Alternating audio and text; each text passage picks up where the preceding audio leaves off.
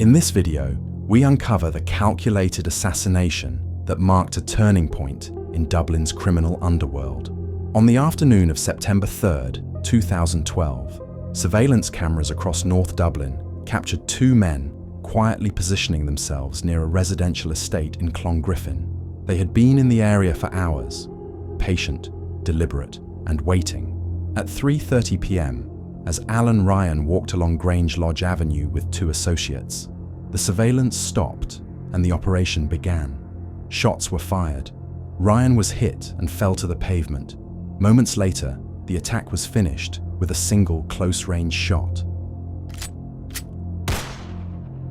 The killing was swift, public, and unmistakably deliberate.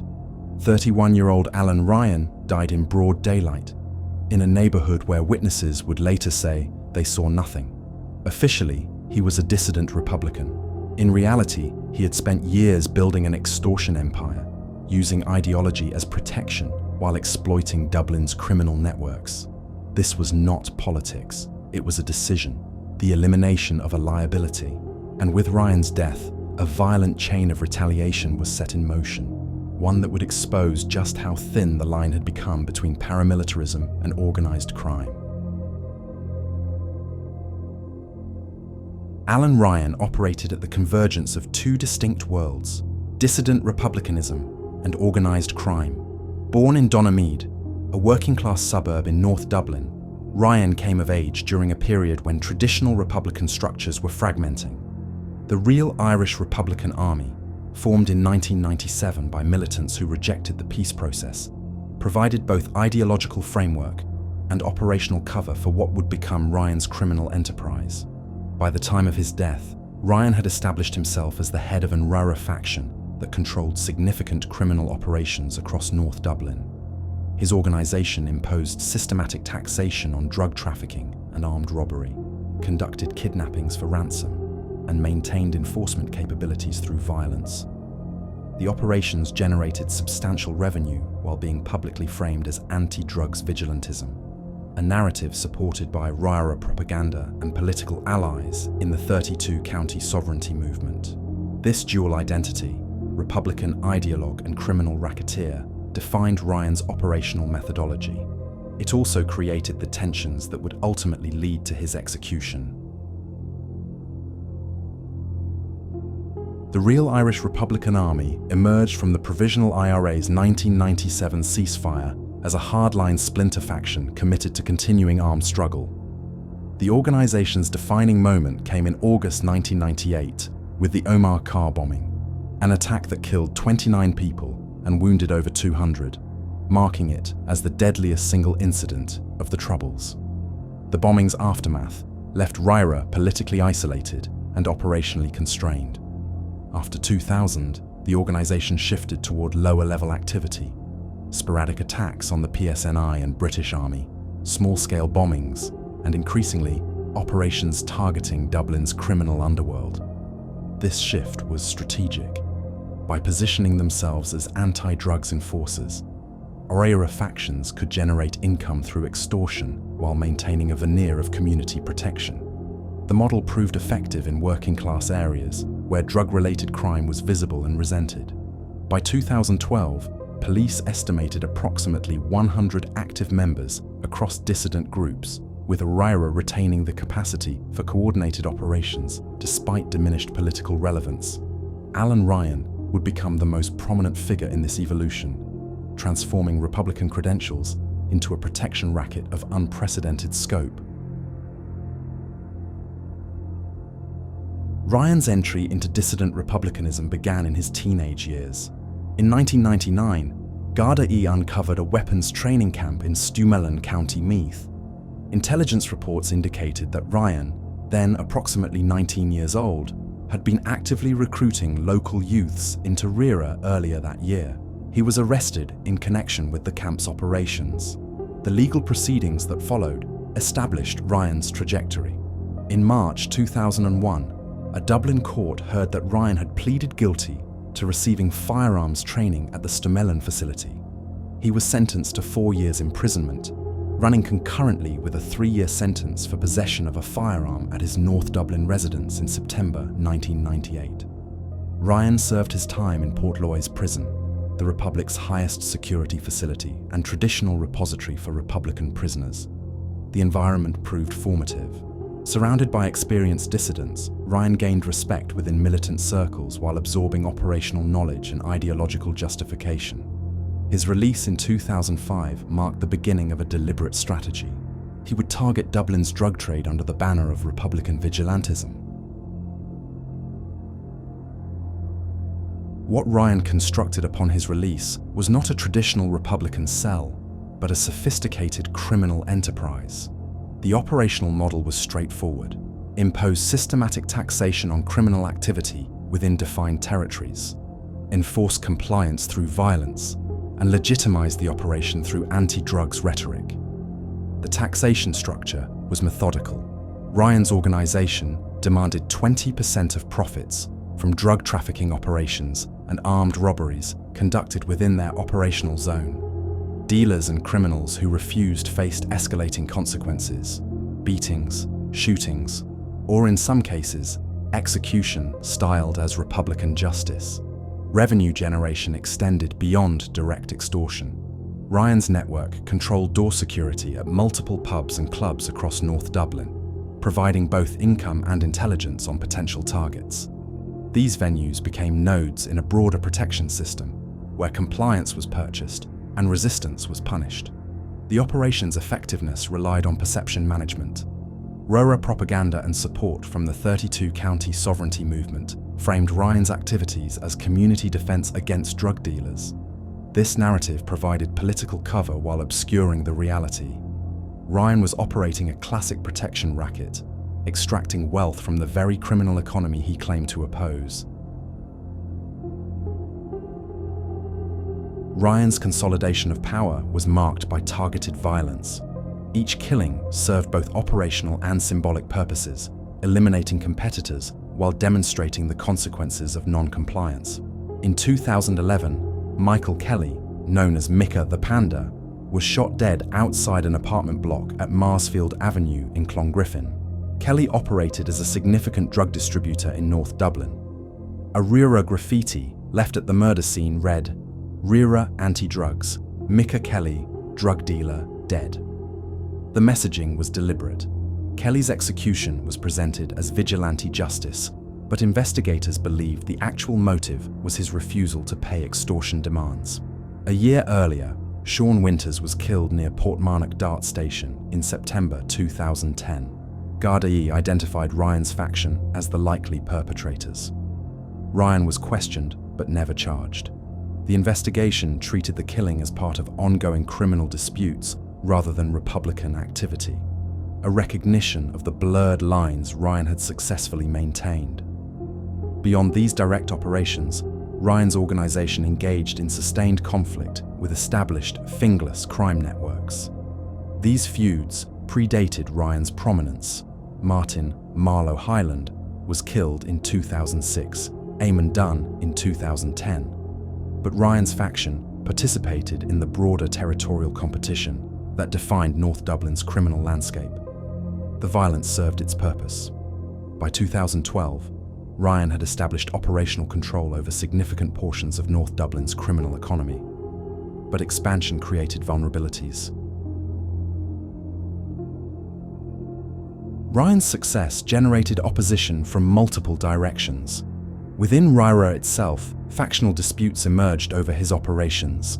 A serious conflict developed with RIRA's Dublin leader, a Coraki native based in Tulla, who viewed Ryan's criminal activities as damaging to the organization's political credibility.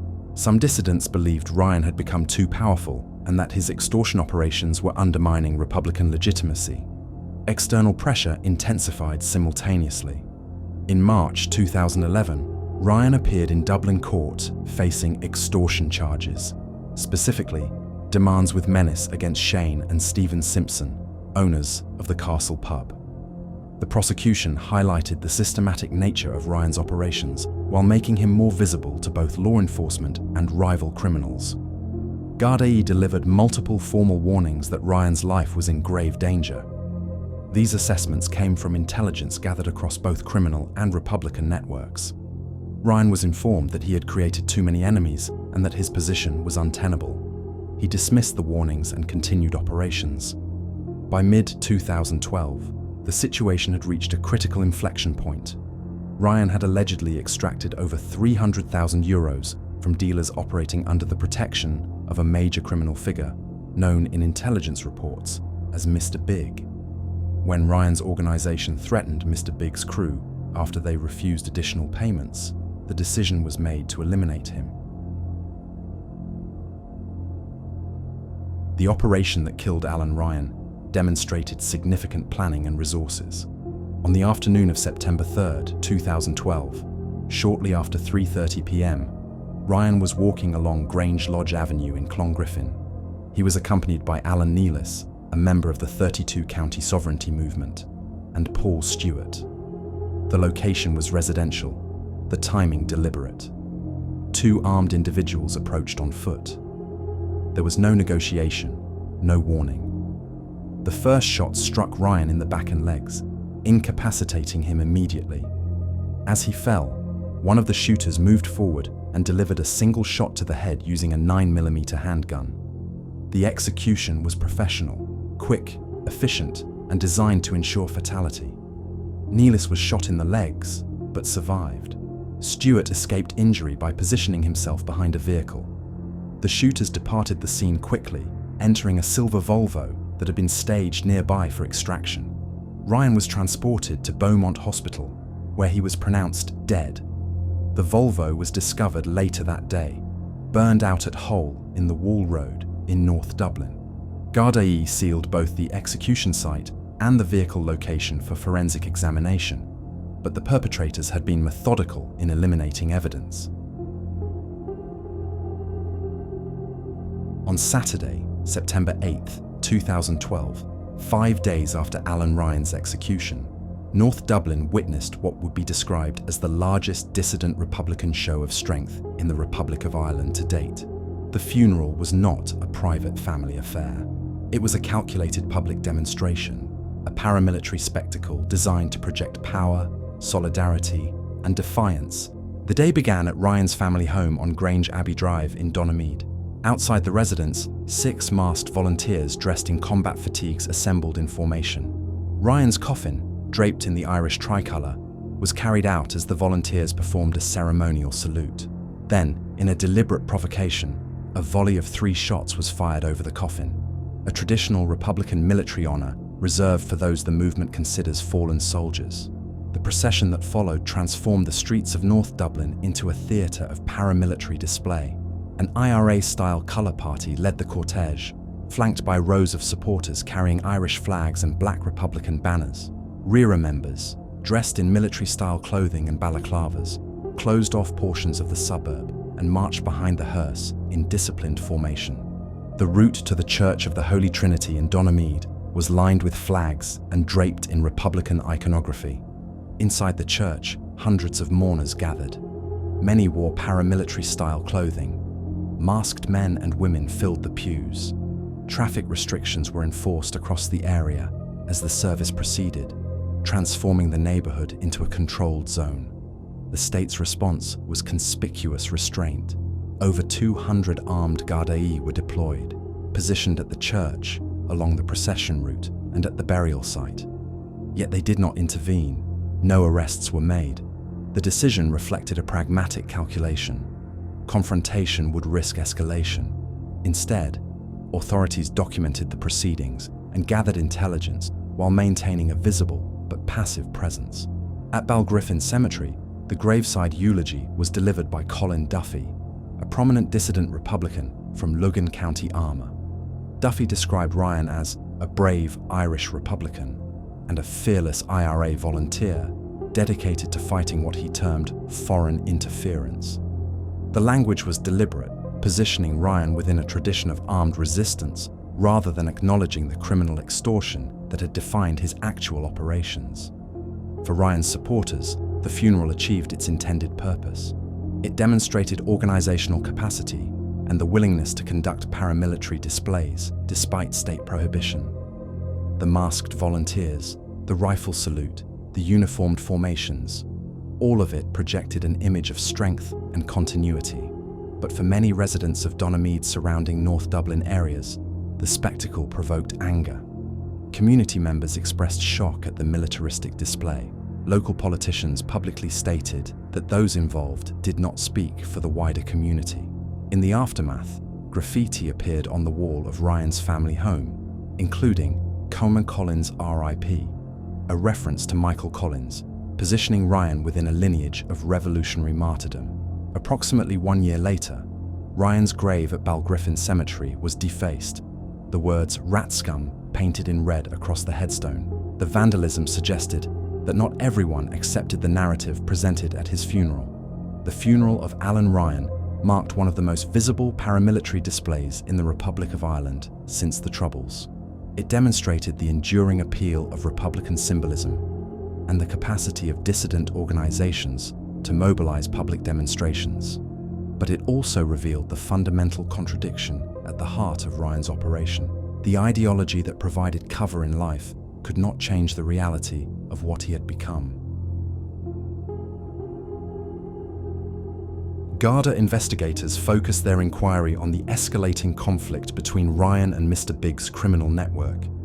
Intelligence suggested the feud had been building throughout the early 2000s, driven by Ryan's aggressive extortion tactics and Mr. Big's unwillingness to continue payments. Kenneth Finn emerged as the primary suspect. Finn's background included extensive criminal activity and suspected involvement in contract killings, including the January 2010 murder of Noel Deans. Gardaí believed Finn functioned as an enforcement specialist for Mr. Big's organization. Intelligence reports suggested Finn had obtained prosthetic masks from the United States specifically for the Ryan operation, indicating months of preparation. Finn was arrested and questioned extensively. He was subsequently released without charge. No forensic evidence connected him to the execution site. No witnesses provided testimony linking him to the operation. The investigation stalled. In 2020, Mr. Big himself was briefly detained for questioning. He was released without charge. As of 2025, no individual has been prosecuted for Alan Ryan's murder. The case remains open but operationally inactive. The Ryan assassination triggered a sequence of retaliatory violence that extended for years. On February 29, 2016, Alan Ryan's younger brother Vincent was shot dead outside his partner's residence on McKee Road in Finglas. The gunman fired 13 rounds into Vincent's vehicle. His 5-week-old daughter was inside but escaped injury. The killing was interpreted as delayed retaliation connected to Alan's murder. In 2019, 2 individuals, Jeffrey Morrow and Paul O'Byrne, were convicted of facilitating Vincent Ryan's murder. They received combined sentences of 20 years. The actual shooter was never identified. Kenneth Finn, the alleged Ryan assassin, was himself killed on February 25, 2018, in Moatview Gardens, Coolock. He was shot once in the head at close range. Gardaí assessed that Finn had been set up by associates within the criminal network he had served. He died 3 days later after life support was withdrawn. If Finn was indeed responsible for Alan Ryan's execution, his own death represented the criminal economy's internal resolution, eliminating a liability who knew too much and had become expendable. The Alan Ryan case illuminates the operational dynamics of criminal enterprises that appropriate political or ideological frameworks for legitimacy. Ryan successfully leveraged Republican credentials to establish a protection racket of significant scale. The anti-drugs narrative provided community support while obscuring systematic extortion. RIRA's organizational structure supplied enforcement capabilities and political cover, but the model contained inherent contradictions. As Ryan's operations expanded and extortion demands escalated, the gap between rhetoric and reality became unsustainable. His victims were not drug dealers corrupting communities. They were criminals operating within the same economy Ryan sought to control. The Republican framework, rather than providing protection, eventually became irrelevant to the criminals who ordered his execution.